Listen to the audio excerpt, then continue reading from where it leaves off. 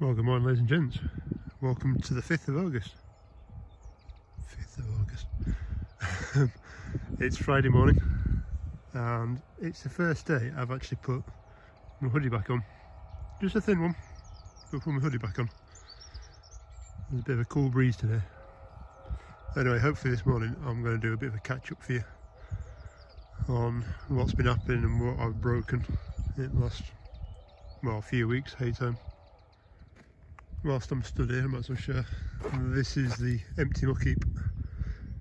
So I reckon there's been near 200 tonne go out of this. Up the lane with the MB track and the budding spreader. And that budding spreader works really well, I'm surprised. Especially on back at MB track. So yeah, that was really good. It's done a really nice spread pattern and riding really well. So really pleased with that compared to our Fleming. It was a 6 tonne or 7 tonne barrel spreader. So yeah, that's good. There's a bit left over because I didn't want to throw that out. It's a bit too fresh.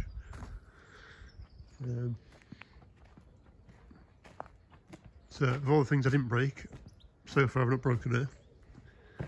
Hay wise, I can't remember if I showed you this or not. So there's 2 stacks of hay here. There's 11 bales here and I can't remember anywhere there. But that's up the top of the lane from the field I went into muck spread. You saw a video over the MB track.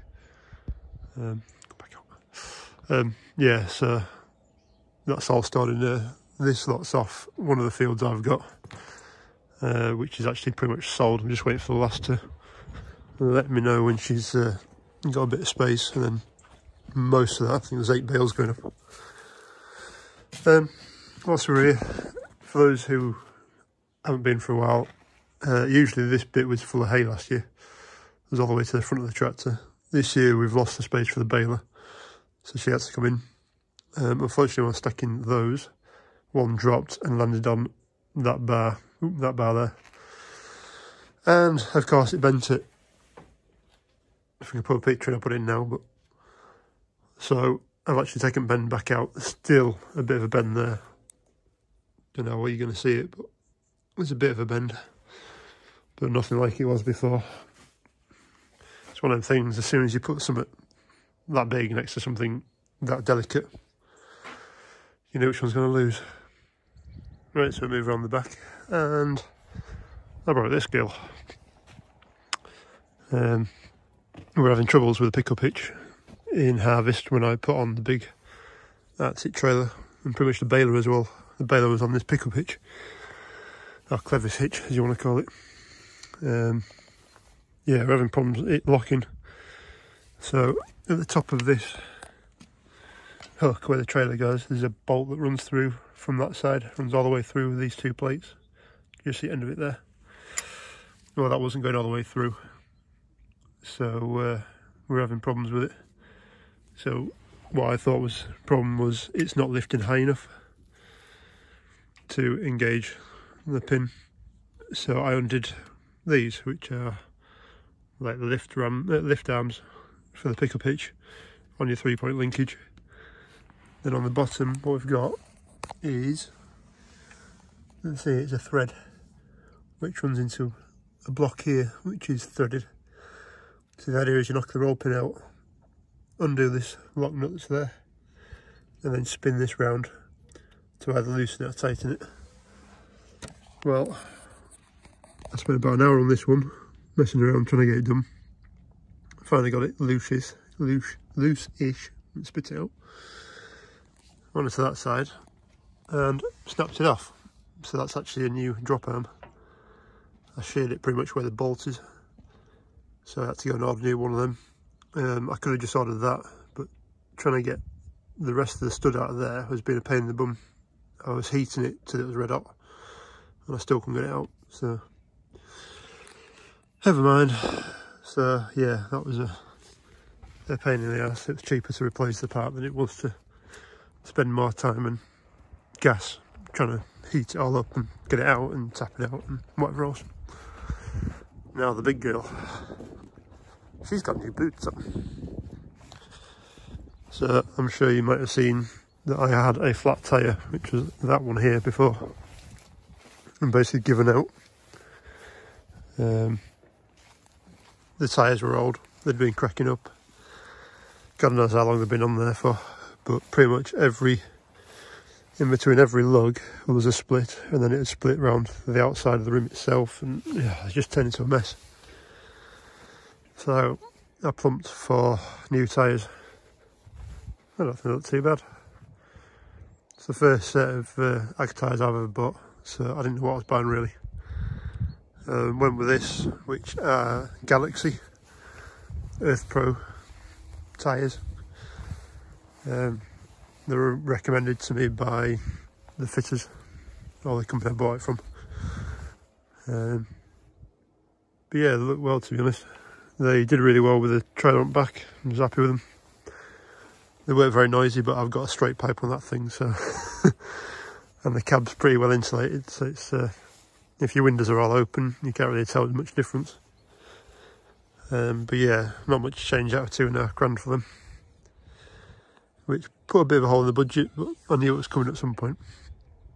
With the other tyres, they all had inner tubes in already, so inner tubing in obviously wasn't going to work for very long.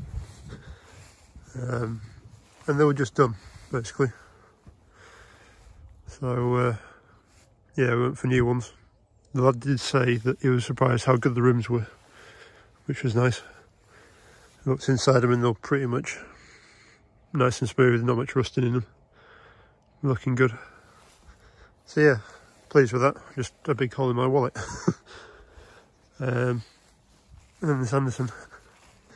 So I was working here the other day and it started squealing. The squealing got a bit worse and a bit worse and a bit worse, and then it was just a continuous squeal. Luckily I was just messing around at the front of it, so I dived back in and turned her off. But the alternator had given out, so the bearings had pretty much packed up. When I got them off, you could turn it one way okay until it tightened up, and then you try and turn it the other way, just solid. So yeah, that was another job. This is why I ended up not using her to load the bunning spreader. I ended up using the 698, which took quite a while, to be honest.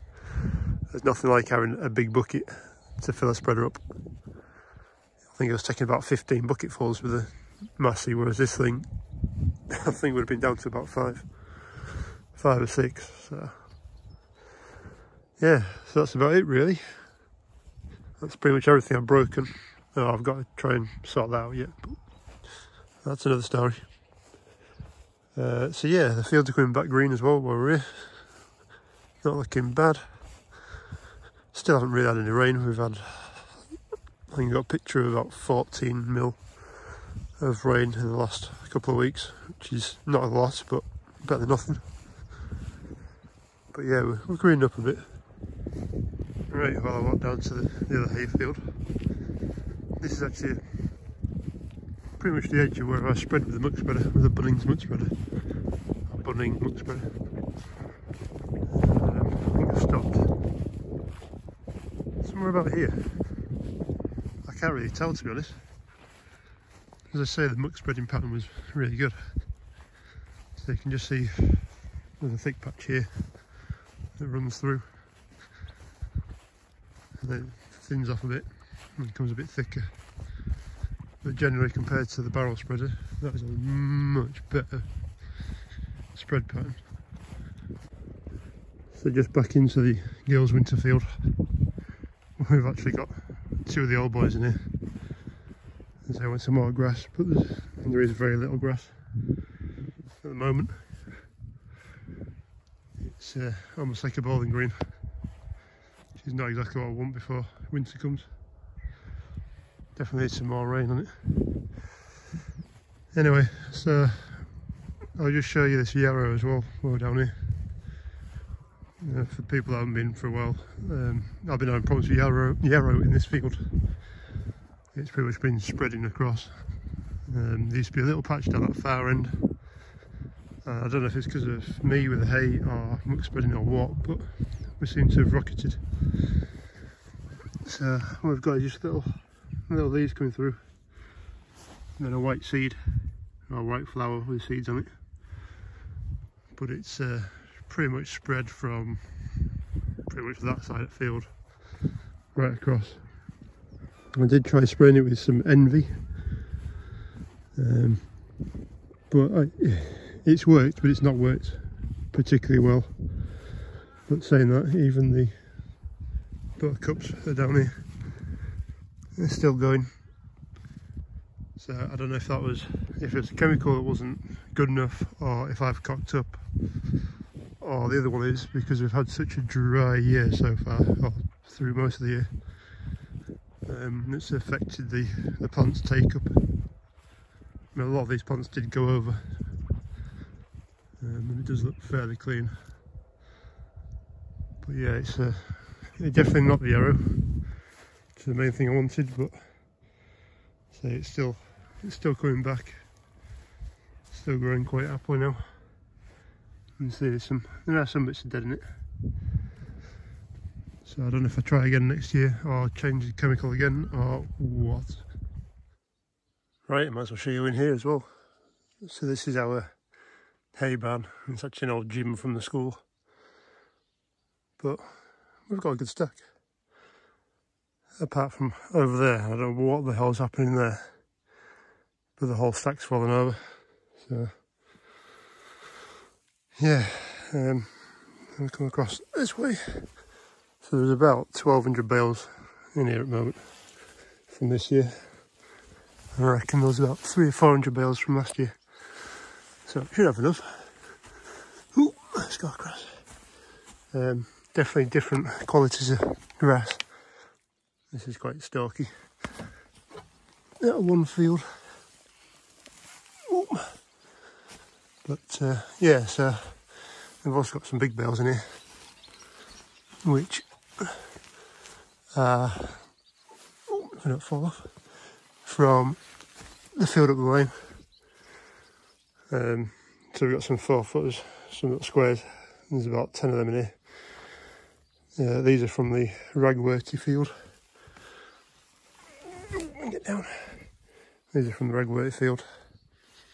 So the lass that's going to feed them to our horses knows that there's ragwort, or could be ragwort in it.